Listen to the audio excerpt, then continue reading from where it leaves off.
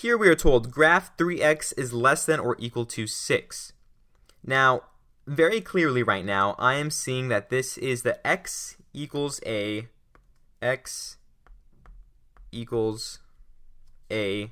formula. And that's the formula for a vertical line.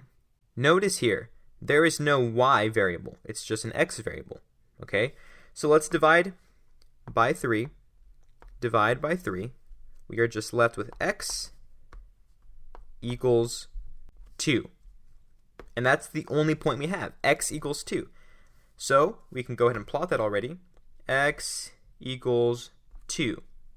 And the reason why it's a vertical line is because at every point of y, x just equals 2. Now let me ask you again, is this going to be a solid line or a dashed line? Well, we have that equal to symbol right there, so it's going to be a solid line. Let me go ahead and draw that. We can put in the arrows. And now what we need to find out is what side do we shade? So let's use 0, 0 as a test point. It's a pretty easy test point. And I'm going to plug in 0 for x. What's 3 times 0? 0. So is 0 less than or equal to 6? Yes, 0 is less than 6. So we're going to shade in all the side that includes our test point. So all of this satisfies the inequality. All these numbers right there. Everything on the left-hand side satisfies that inequality. Now let's try one more. Here we are told graph y is greater than -3. And again, immediately I'm seeing something very specific. Y equals b. That is the formula for a horizontal line. Last time it was vertical, this time it's going to be horizontal. And we are literally told what y equals. We're told y equals -3.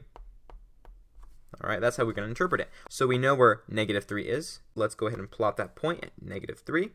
And it's telling us at every point of x, y is just going to equal -3. This is a horizontal line. Now, is the line going to be dashed or is it going to be solid?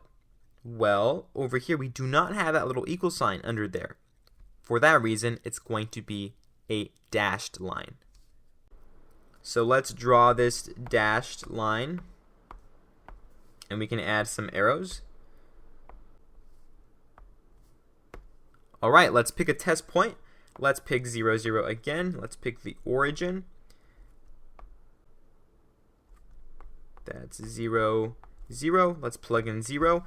Is 0 greater than -3? Well, that's a little bit tricky. But yes, 0 is greater than -3. 0 is a neutral number, kind of, and -3 is a negative number, right? So 0 is actually greater than -3. And because 0 is greater than -3, we're going to shade the entire side that contains the test point. So let's go ahead and shade all of that. And that right there is the answer. So as always, stay positive, and I'll see you in the next video.